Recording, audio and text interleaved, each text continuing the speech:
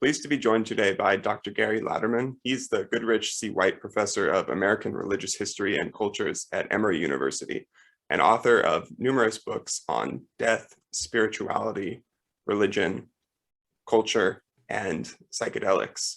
Actually, I guess the psychedelics is a work in progress part, but it looks like you have some expertise in that area. Gary, welcome to the Nature and Nurture podcast.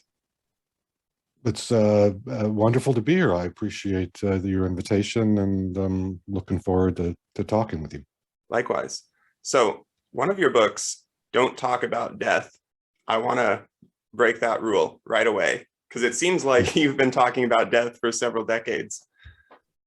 Yeah, indeed. And there's, something of a bit of playfulness in that title, certainly.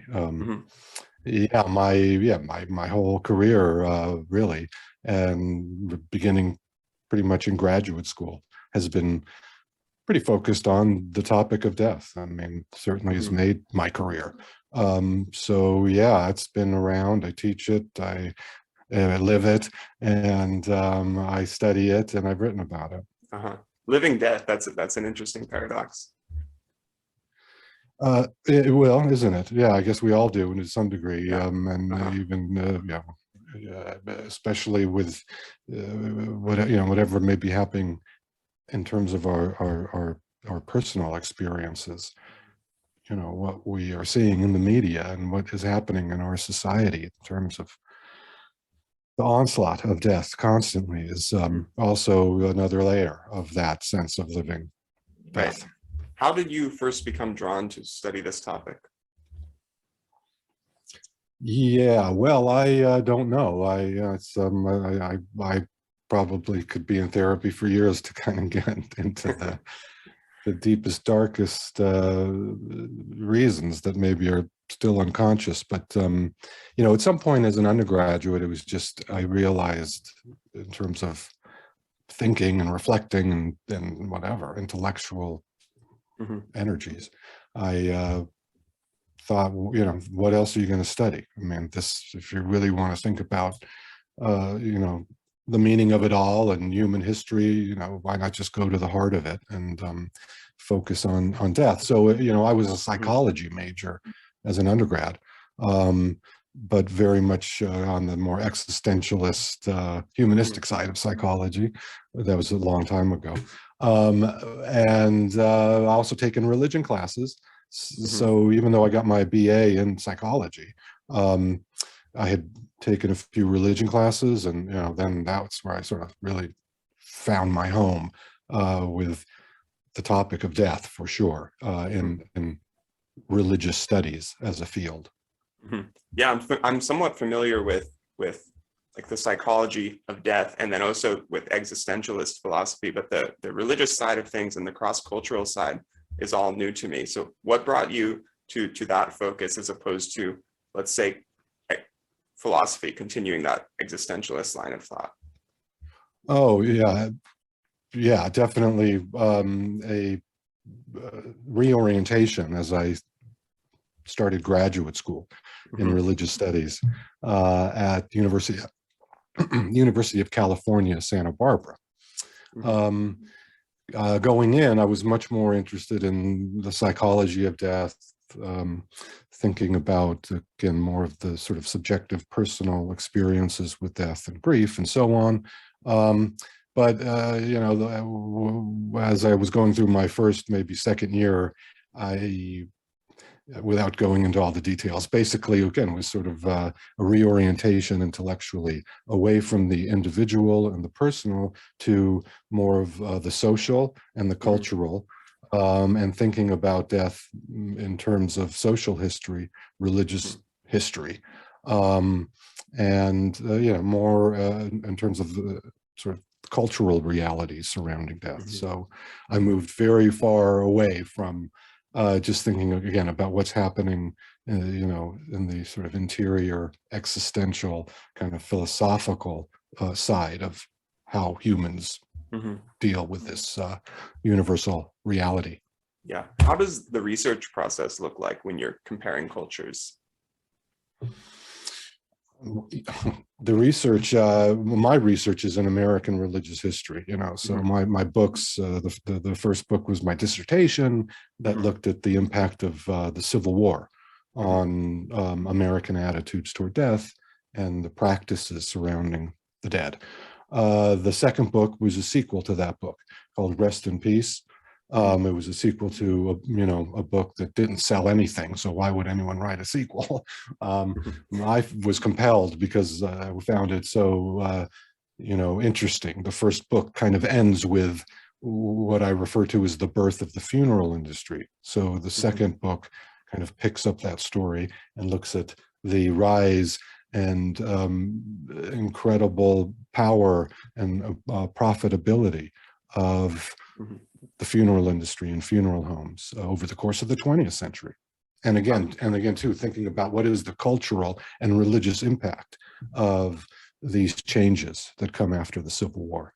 Wow. So anyway, I'm more focused, really in terms of American sort of more mainstream culture, even though I would say a lot of the work that I've done is informed, as you were alluding to more of a kind of comparative framework, which is not thinking about death in America, but thinking about how do people respond to death in India or in parts of Africa, or thinking about indigenous cultures and really trying to break out of, what has been the more familiar frame with which at least I have thought about death.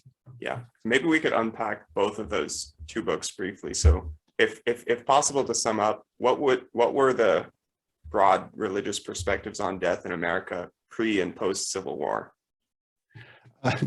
They were predominantly, in terms of my study, Protestant. So, we're thinking both before and after? Oh yeah, definitely. I explore pretty much the ways in which white America, for the most part, has responded to death. Again, historically, thinking about that before and after the Civil War. So I'm primarily looking at, again, mainstream Protestant cultures. The first book is looking in the Northeast, so it's even more specific. Southern cultures, Southern society, the role of religion in responding to death in the Southern states. There are different books that are out there that focus on that. So mine is looking at the North, primarily because that's where the funeral industry takes root. I was primarily interested in exploring the question, to be honest, in the first book. The question of where does embalming come from? And that's based on personal experiences as a young kid, and having grandparents die and being able to see an embalmed body, and somehow that planted a seed, so that in this reorientation in graduate school, that became the kind of central focus: is what do people do with the corpse? And then kind of seeing how predominant embalming is in American funeral practices. No one had really kind of explored that question from a religion angle, and so that's kind of what I went after. To quickly answer, I mean, just to kind of make it simple in some ways, is after the Civil War, you see the emergence of the funeral director. The funeral home begins to be the again, predominant space of death. And you see the emergence of a whole industry around care of the dead. Right. Before the Civil War, there is no funeral home. There are no funeral directors. There may be some undertakers in bigger cities, but it's mainly the work of the family, of the community. It's more of a, if you will, an intimate affair that brings people and that brought people together without any kind of institutional mediators other than the church. So the landscape is completely radically changed after the Civil War, you know, over the course of a couple decades.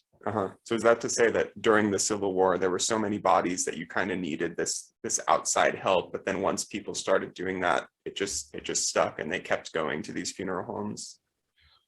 Well, there were a lot of bodies for sure, but what you had were, for the most part, more wealthy or upper middle class Northerners who wanted to find a way to get their brother or son or father off of the what were mainly Southern battlefields, and brought back to the North so that they could be interred in sacred ground. I mean, this is where the religion comes in, you know, that isn't so much about Protestantism, but it has to do with the notions of nationalism and of sacrifice and so on, and the integrity and importance of kind of controlling the ultimate, the sort of ultimate end of the corpse.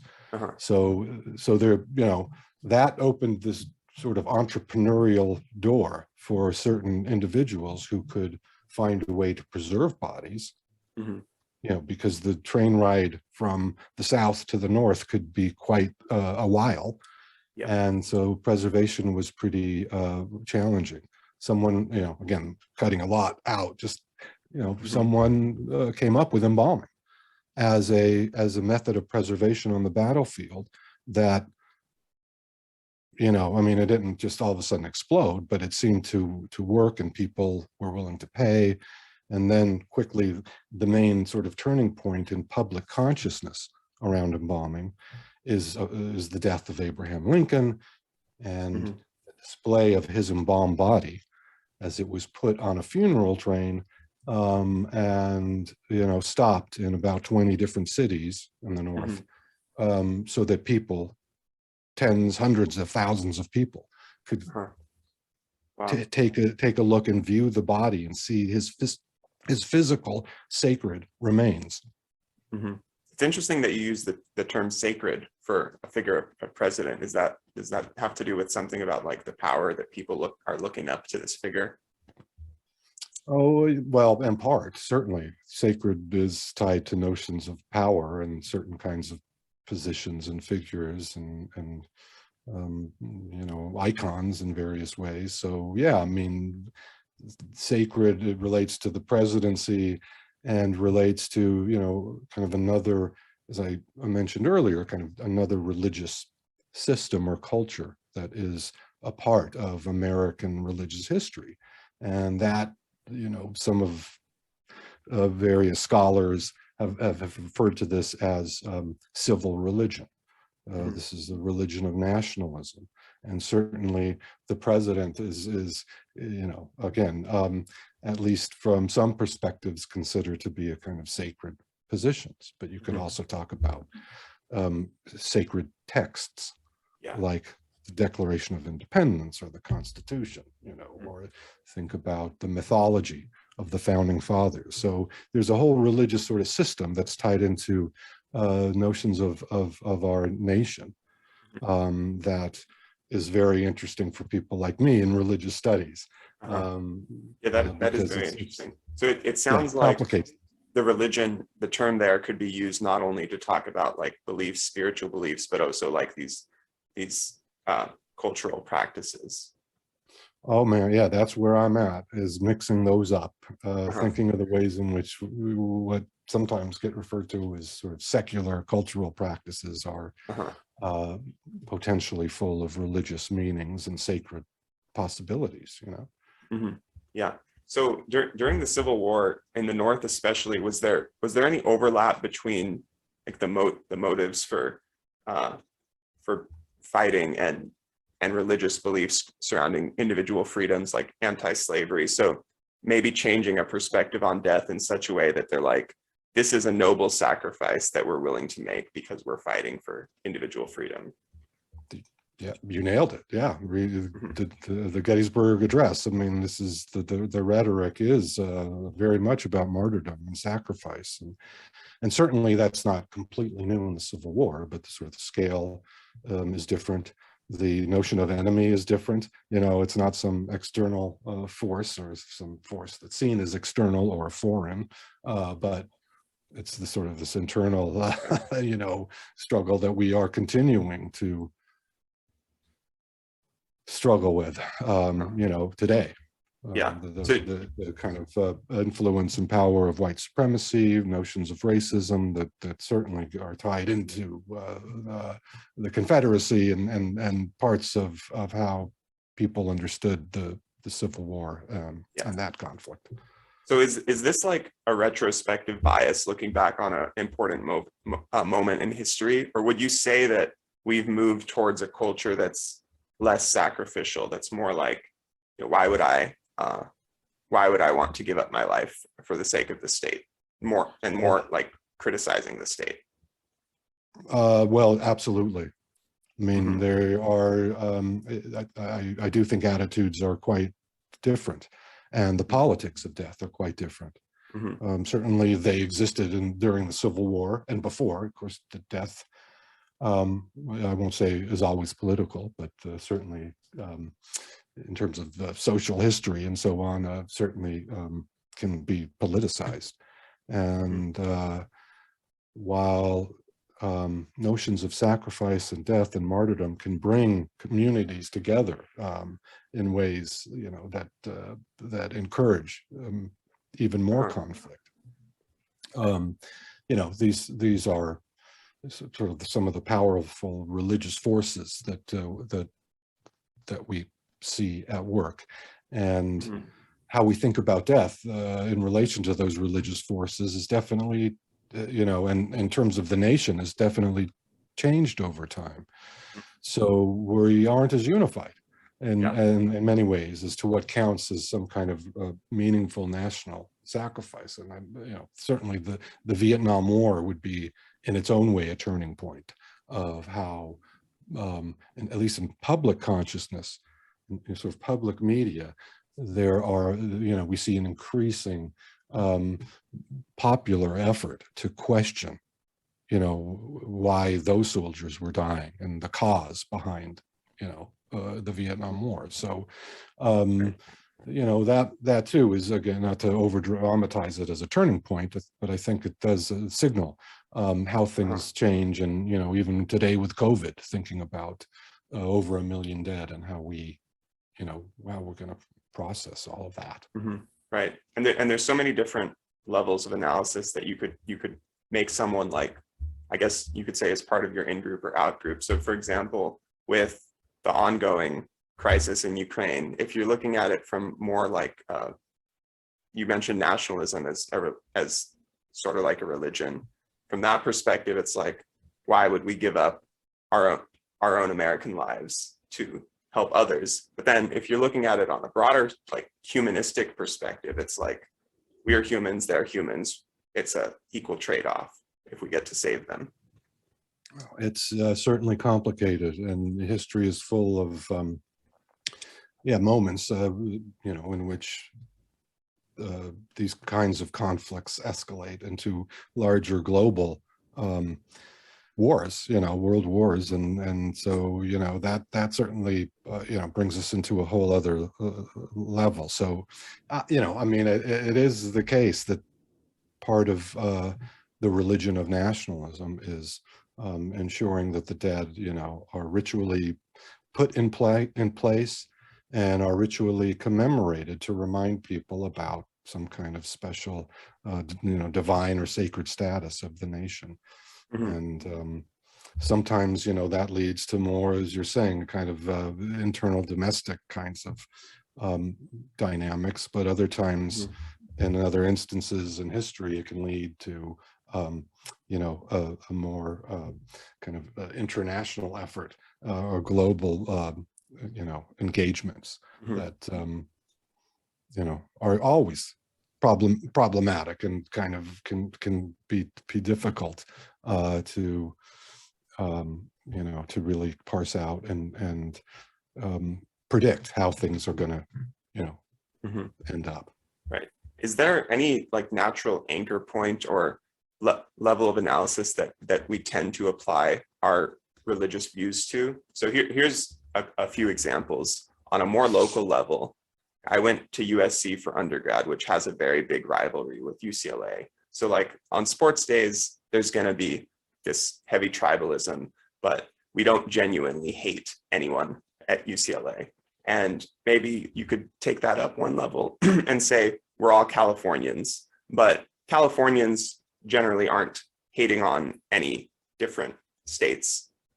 And then if you generalize one level further, which seems to be the one we're most familiar with, we identify as Americans, and there's kind of this national unity there. You could keep going up further. You could say there's like a continent level nationality that we all share, but people don't really do that. And then I guess at the high extreme, which some religious views try and motivate that type of thinking, we have like, you know, we're all human. Or I guess in between that, you might have religion itself being the like the group membership thing, and then they might claim. Anyway, I think you get the idea. I do. I like how you're putting it, and I think it's interesting to play with and just think about group and group identity and affiliation, how we understand our identities, and you know, not just in some superficial way, but like at the core or in some kind of more cosmic way. And so sometimes, you know, one's identity can certainly be tied up into the local, into local sports teams. You know, that's another book I wrote is called Sacred Matters, and one of the chapters is on sports and looking at, you know, the various ways, and many other people have written about the ways in which sports can be religious. And again, not just let's have a prayer before, you know, we go out and kill the other team. You know, it has to do with ritual. It has to do with collective effervescence. It has to do with questions of identity and meaning and so on. So, you know, I don't care, you know, you can take it up whatever level you want, but I think you can still distinguish certain kinds of religious qualities and elements at every level. That, again, that's what I study. That's what I find interesting. Although I'm not so interested in kind of universal stuff. Yeah. You know, I don't think in general, except other than the sort of the universals that have to do with our bodies, right? That's where I'm focused. We age, sexuality, death, you know, it's those kinds of inevitable universal realities are what spur religious thought and action and activity. Right. So I guess here's something that might tie all this together, because I'm imagining a slider scale of like minimum to maximum unity in terms of how you might have these religious or cultural beliefs. On nearer towards the minimum side, you might have like sports teams where everything's mostly the same, but you're just wearing a different uniform. Or maybe you have different sects within the same religion, and the beliefs about certain rituals are just slightly different. And then on the end, you have some ideas of like cosmic unity. And I like that you use that word cosmic, because those types of thoughts seem to, in many cases, be triggered by psychedelics. And I know you've done some research on that topic as well. You beat me to it. Yeah, that's where I was about to go. Yeah. Yeah. Right. Well, right. I mean, that I was just, you know, that's kind of one example of the ways in which, you know, people can assume or adopt a perspective of sort of universal consciousness, or at some level, you know, we all share, there's some unity. Right. And that is often that is often experienced through, you know, the consumption of different kinds of psychoactive psychedelic substances, but not always. You certainly can have that experience of unity without drugs of any kind. So that ties into a whole other debate around what's referred to as perennial philosophy, you know, the kind of, again, notion that ultimately, you know, all the different religions all kind of can share some common qualities and Mhm. perspectives and so on. And again, so that I don't go, that far in terms of, trying to identify something that's universal that we all at some level share. Mhm. I myself am much more interested in historical change and how cultures and religious cultures emerge, Mhm. change, disappear, and so on. Huh. So then in your own research on psychedelic use, is it more from that historical perspective of like, here's this weird thing that started happening in like the 60s and 70s and changed our culture? Well, no, it's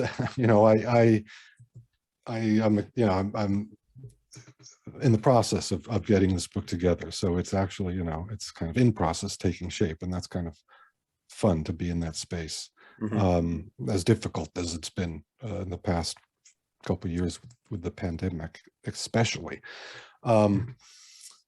But no, my interest is really psychedelics are just a little part of it. Mhm. My interest is trying to unpack and think through the reality of the fact that we're all on drugs. Mhm. We're all on drugs are ubiquitous in our Uh-huh. society. The psychoactive substances, talking as you can anticipate, about coffee Mhm. and alcohol and cannabis, a whole range of other kinds of substances, and including psychedelics. So just that sort of what I think is this sort of fact of our lives. And I'm also talking about prescription pills, Uh-huh. right? And the pharmaceutical industry. So what role do these altered states of consciousness play in our spiritual and religious lives? I Mhm. think they're integral. Really? And part of that sense and that kind of what might be outrageous statement, is certainly based on history Mhm. and thinking cross-culturally about the role and purposes and presence and meanings of altered states of consciousness as they're tied to again these psychoactive substances. So um, Mhm. quickly, yeah, the 60s are a key turning point in all of this, but it's Mhm. also, again, I think more of a larger cultural characteristic of American spiritual life. Uh-huh. Right. So if we talk about coffee more specifically, I've heard an argument that coffee kind of emerged in Europe around the same time as the Enlightenment, and correlation is not causation, but I've heard some arguments trying to link those two together. Do you think there's any merit to that? So the idea is people Well, started drinking coffee and then they became more productive and the Enlightenment happens. And, it has certainly a longer history than Europe and the Enlightenment, and Mhm. especially as you tie it into the history of Africa and the Middle East, and thinking about especially Islam, although there's Mhm. more involved in Sufism. So coffee is an incredibly, fascinating history Mhm. that is about so much more than just coffee. But certainly that is a theory that is out there. That Mhm. as coffee comes to Europe, it also may kind of correspond with this um, uh, you know, explosion of new ideas and changes in society and social order and how how people are thinking.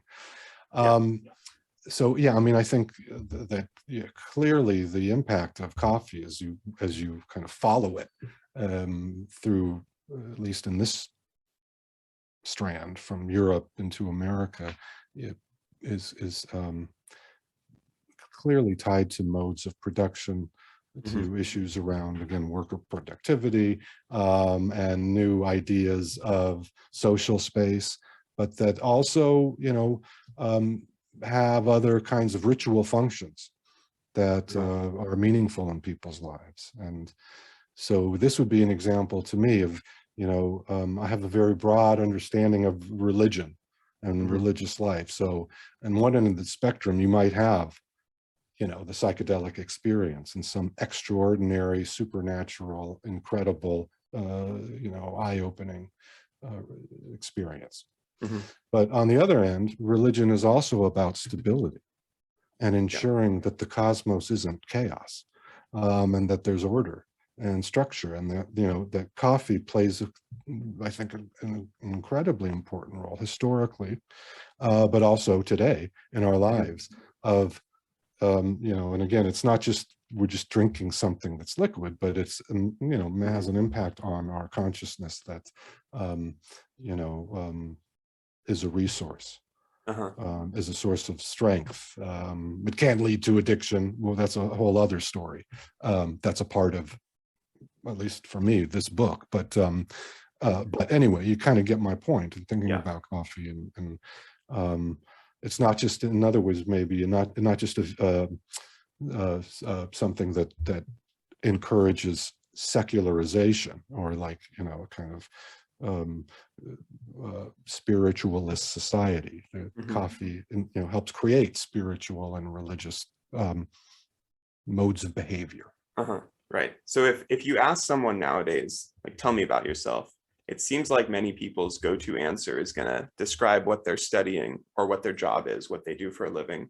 And it seems like in our culture, that's like a very defining characteristic of many people. Maybe it's seen as the primary goal of your life, to develop this meaningful, successful career. Maybe the only thing that would really compete with that for most people is marriage and family. But do you think that having that productivity mindset that might be related to caffeine consumption is that like a cultural shift that's happened over the years, that now we tend to view work as a much larger part of our life than before? Oh man, yeah, it's so obvious. And for some people, I mean, you know, this is clearly, you know, detrimental to human flourishing and thriving in some ways. That, you know, is sort of emphasis and urgency about productivity, and while coffee might be implicated in that kind of cultural sensibility, look at the pharmaceutical companies, you know, as well. So Adderall and other kinds of pills, prescription pills, pills that are rampant in certainly in colleges, but also you know, around the country, that are used for the purposes of, you know, I got to keep going, I got to make it through, I got to be productive, or, you know, I've got to be creative. So, you know, these substances are built into how we, you know, get through the day, how we, you know, again, not just how we struggle, but how we are propelled and in some ways empowered. That can have, you know, dramatic, transformative impact on people's lives, and as you're saying, how they see themselves, how they think about what, you know, what, not just what they're doing, but what they should be aspiring to, you know, kind of what is the journey about, and where am I going, and you know, again, I mean, I hate to overdo it, but sort of what is sacred. Yeah, because it ain't now, I don't think for a lot of us, it's just, it ain't the Bible, you know, it ain't going to church, but it's music, and it's, you know, maybe doing some mushrooms or whatever. So a cynical answer to that might be something like, we're moving towards belief that nothing is sacred, but I'm guessing you would object to that. I'm guessing that you might say something like, different things are filling in the role of sacred, but I'm not sure what those different things would be. So yeah, I mean, yeah, you nailed it again in terms of how people sometimes respond to these kinds of claims that I'm making, that others, you know, as well are making, about the changing kind of shifting contours of religion and how we recognize religion, as well as how people are experiencing religion and understanding, again, their own identities. So to digress quickly, you know, that's an important context to keep in mind as we're talking about religion in more contemporary society, right? The fastest growing, or at least more until recently, the fastest growing group has been the nuns, right? The N-O-N-E-S. Oh, yeah. right? None, N-O-N-E-S. People who, on a survey will check off none when asked, what is your religious affiliation? Uh-huh. So that, is in the past, whatever, few decades, has become, again, now a major piece of the pie, so to speak. So that's the context we're in. What that signals, it's a lot of atheists and agnostics, people who are spiritual but not religious, people who come from interfaith families. So it's not, you can't just pick one, it's multiple. Our whole concept of religion has got to go. That's my thinking. And we got to rethink how we understand the religious aspects of our lives. Was that closer to the spiritual but not religious box?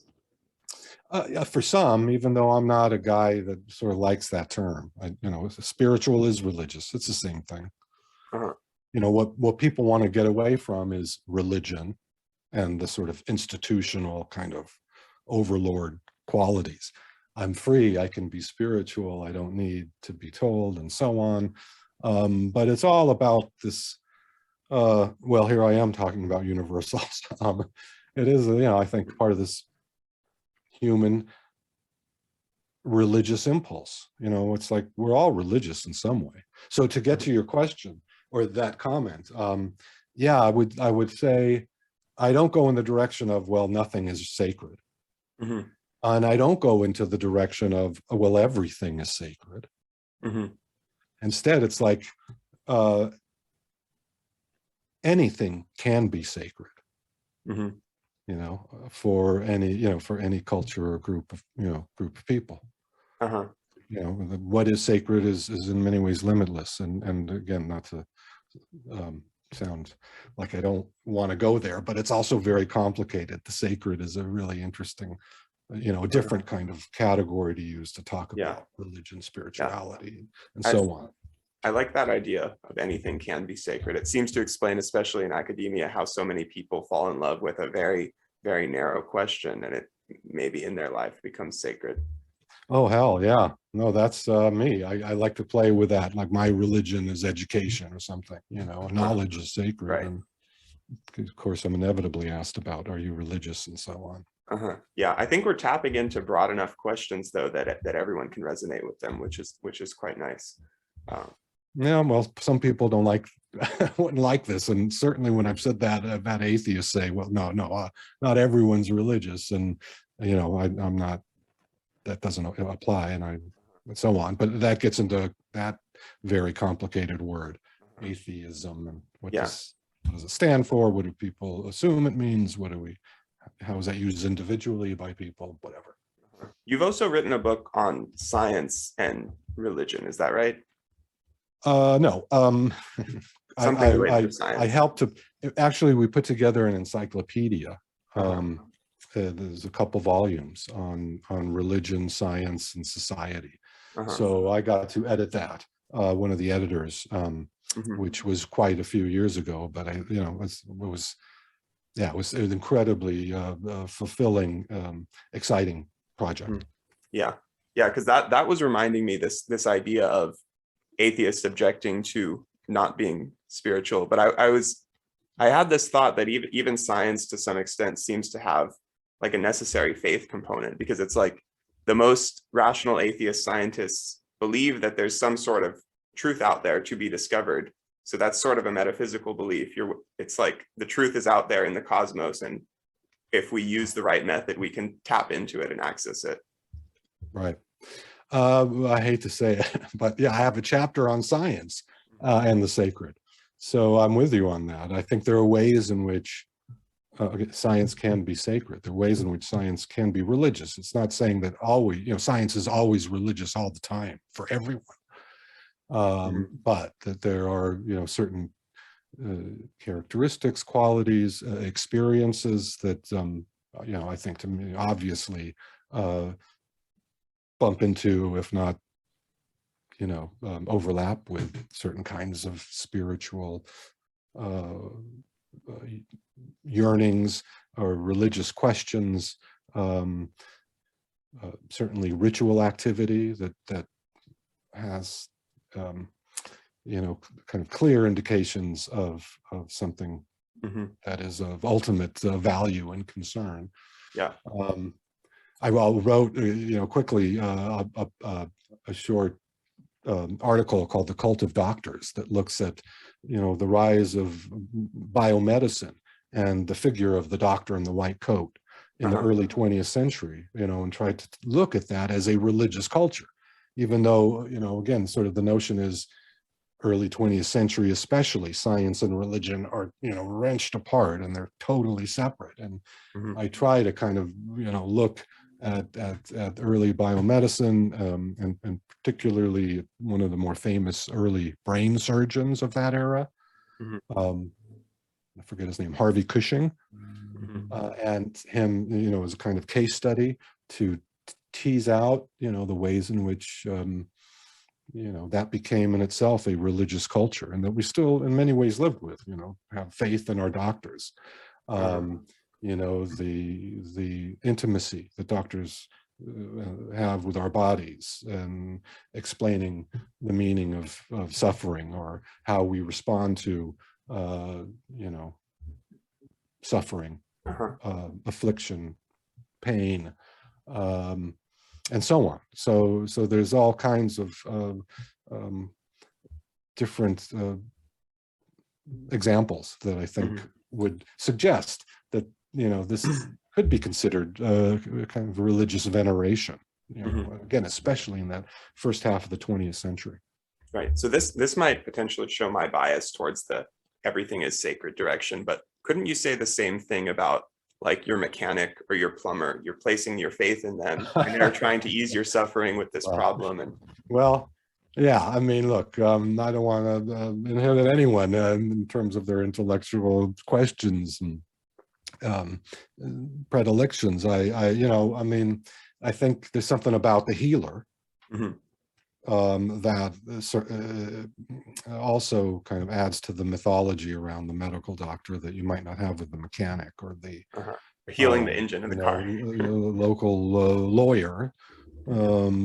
So it's worth exploring, and I love the conversations around how do we understand the boundaries of kind of what's religious and what's not, or can it be that you can say the same things about other professions and so on. I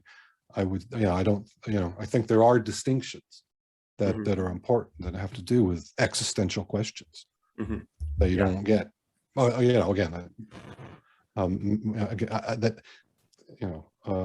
That enough people, necessarily, I think you need a kind of a critical mass. It's not just about, does one individual feel like their car mechanic is sacred, but if there is a larger community that begins to, show and display certain signs, then I'm all in. Right. So the idea is, as a culture, we as a whole place that type of faith more in our doctors and have that type of special relationship with them. Well, yeah, I think. Yeah, I buy that. Yeah, them, and also, if again, back to my book, but funeral directors for sure.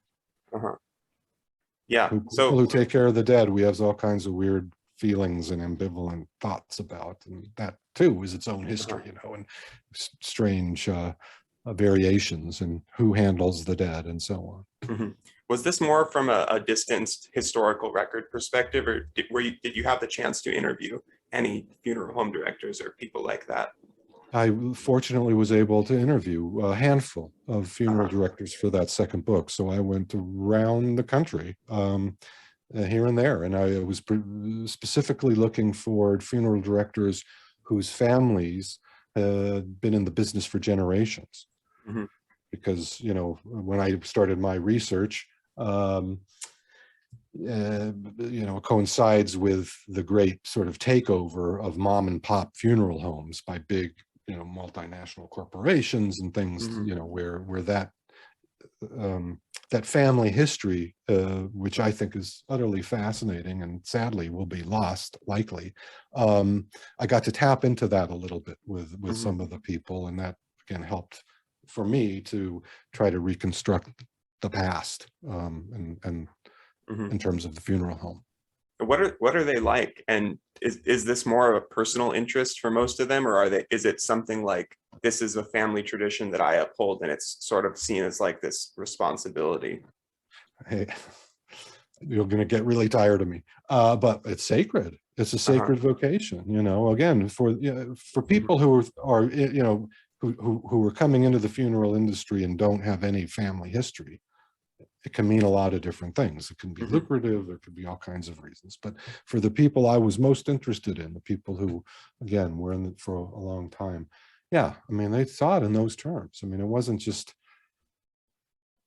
you know, I got to stay in the business. You know, it's like, no, I'm carrying on a tradition that has an Hmm. incredible significance for the neighborhood and for people that, you know, these people were friends with and know because they live in the neighborhoods of the people they served.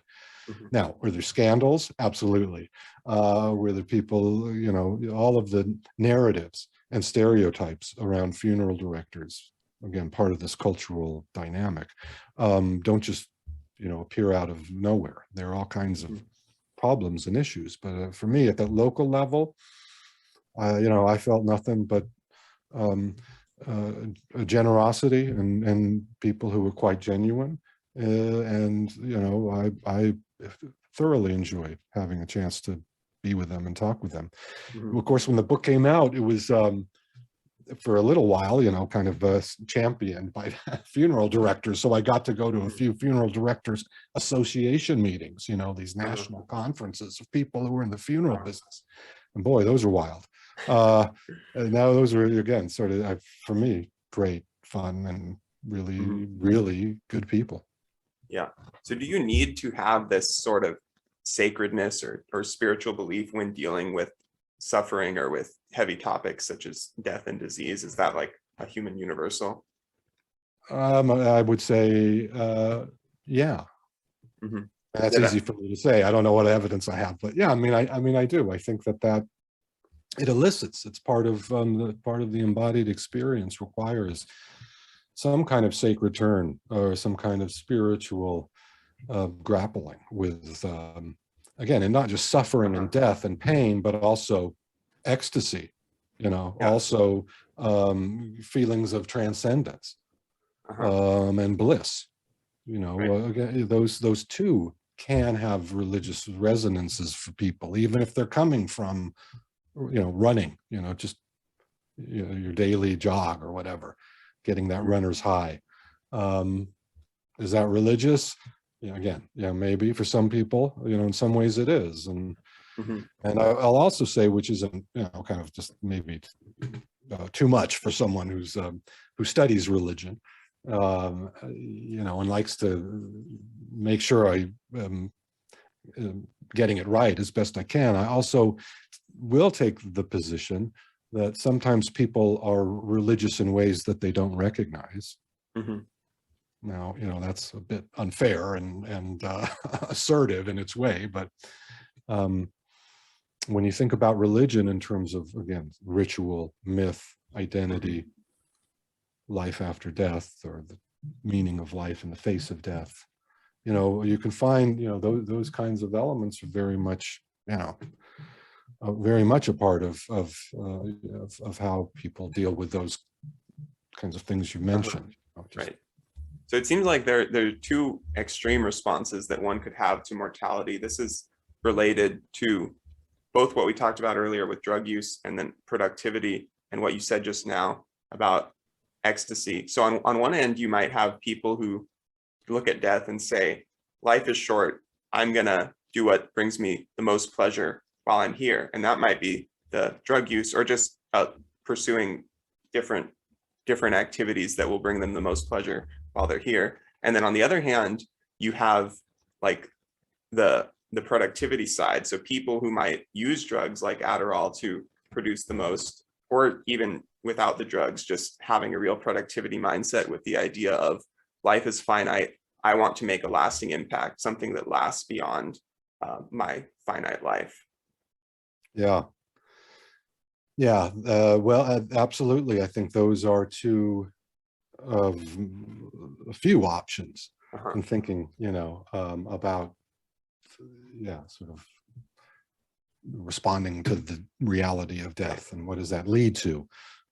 Yeah, I mean, certainly it can lead to extreme hedonism. While I'm here, I gotta do it all and feel as good as I can, or whatever. And that's again, that may be for some people. Uh-huh. Right. So I think I'm looking at those as two extremes on a single spectrum. So it would go from maximum hedonism to like maximum pursuing something meaningful. Do you think that's a false dichotomy? Well, I mean, dichotomies can be tricky. I think that the whole notion of, like, again, productivity may not be the antithetical to hedonism. Maybe it's sort of self-denial or something. So I don't know, but certainly as you're saying, for me, I tell you quickly, and I'm not going to remember all this, but I immediately go to a psychologist who's well known and people have read his work, a guy named Robert J. Lifton.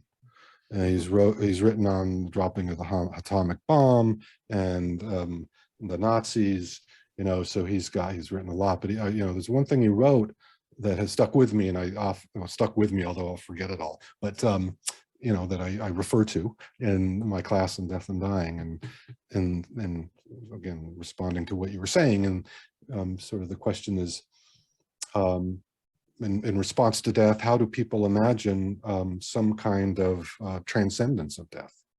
How do people, I think he calls it sort of symbolic transcendence. How do people transcend the reality of death in some way? And he talks about the different 6 modes of immortality, right? One was you're mentioning, kind of creativity. What are you leaving behind?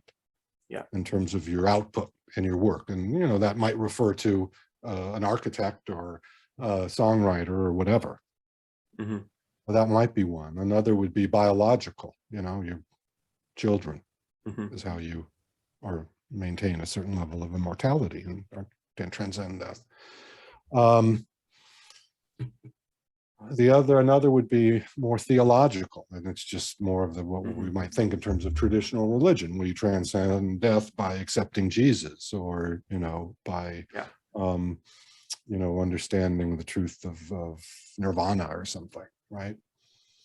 I'm not going to remember them all. Another is what he calls experiential transcendence, which might tie into the hedonism, but is more about the moment in which, like when you're tripping and you realize time is an illusion and you're outside of time, and sort of you can have that more temporary sense of transcending. And as often people's mystical experience as they're tripping is some kind of reality or understanding or revelation, I should say, about death. And certainly it's interesting to see how psychedelics might be used as a cure or as a help for people's death anxieties. Yeah, it sounds like you're referring to Roland Griffith's work. Is that right? Oh yeah, and others. There's all kinds of people who. I was going to ask you about that. It seems sure, like because I can't remember the other. I can't remember the other modes, but they're out there. The other modes of symbolic immortality. But anyway. Yeah, it's interesting that some of those are clearly behavioral. So like in the case of the productivity mindset one, or leaving offspring, all these are things you can go out of your way and do and then cement your legacy, so to speak. But the others seem to be more psychological or more spiritual. Definitely. Well, right. I mean, so there too, there might be these other ways of when you're really confronting death, to sort of how do I think about my life, and how do I transcend that reality? Yeah. So I did want to ask you about your thoughts on Roland Griffith's work. It seems like the scientific parallel to some of what we've been talking about today. So one study that stands out to me is that people who use psychedelics with terminal illness, it reduced death anxiety. So, and not only that, but it wasn't just taking the drug and the death anxiety goes away. It was limited specifically to people who, while taking the hallucinogen, had a spiritual experience. And then there were a handful who didn't have that spiritual experience and didn't see the reduction in death anxiety. Right. There's a lot more to study. And it's just really hard to get into what is often described as an indescribable experience. in terms of, you know, what the impact of the hallucinogen is. But as you can guess, I'm fascinated by that question and that connection between sort of the experience that's for many people seen in religious or spiritual terms, and the alleviation of death anxiety. That is going to be a future frontier that's, I imagine, going to be you know, quite unpredictable, you know, in terms of, is that going to be just limited for terminal patients? And you know, I have a lot of death anxiety, so you know, maybe, you know, that can help me and, you know, others who are in different situations and have different kinds of afflictions. And again, you know, then how accessible these kinds of substances are going to be is another question that was still unfolding. But you know, to go back to your question, I think there's a lot more, you know, to try to explore in terms of the people who don't claim any religious part of their experience as they describe it, and then thinking about how that might relate to their not having, you know, any impact on their death anxiety. So your own death anxiety, has it gone up as a result of thinking about death for your entire career, or is it more like it was already very high and thinking about it helped reduce it, but it's still pretty high? You know, that's funny. I think it's always been very high, quite honestly. And so this has been my defense mechanism in good old psychoanalytic terms, the sort of intellectualization of the things that make us anxious. So yeah, I think it's always been there. But listen, getting older and seeing friends die, parents die, you know, living with death in a way that I didn't and hadn't really experienced, even though if you read that book, you'll see along the way, certainly have had different, as we all do, experiences with death. But if, you know, you're making it to 60 and getting into that range, yeah, I think death anxiety becomes more nuanced. It's not so theoretical and imaginary, but it also begins to morph and change that kind of the feelings of anxiety and the thoughts that are tied to it. So I think it's part of an ongoing, you know, aspect of my journey. And throughout all your research, especially the stuff that looks at comparative perspectives on death, whether that's across different cultures or just across different time periods, is it purely comparison for comparison's sake and it's interesting to describe, or have you found that there are better and worse approaches on how to look at death? Oh boy, well, you know, as for sure, I don't think in terms of better or worse. At least teaching and research and what I'm doing, and my own personal sort of grappling with the question is another story. You know, in terms of the work that I've done, it's been essential to, I think, to get an even better sense of the American cultural, you know, experiences around death. And I think for anyone, being able to expand your knowledge and see that there are multiple ways people not only understand death and life after death, but also what they think about the body, you know, whether it should be burned or whether it should be left, you know, on a platform for be exposed to the elements, or whether it should be embalmed, or you know, there's all kinds of options that have existed, and it gets you out of sort of your own assumptions and frameworks when you think across these cultures. So I think, I mean, I don't know what it'll sound like, but I feel like I've been fortunate and enriched to have, you know, spent some of my time really digging into and exploring different attitudes and perspectives on death. We've covered so much ground. This has been great. Thank you very much for your time, Gary. Sure. Yeah, it's too bad it's over, but great conversation, great questions, and I appreciate it. Thanks a lot. Thank you. Okay.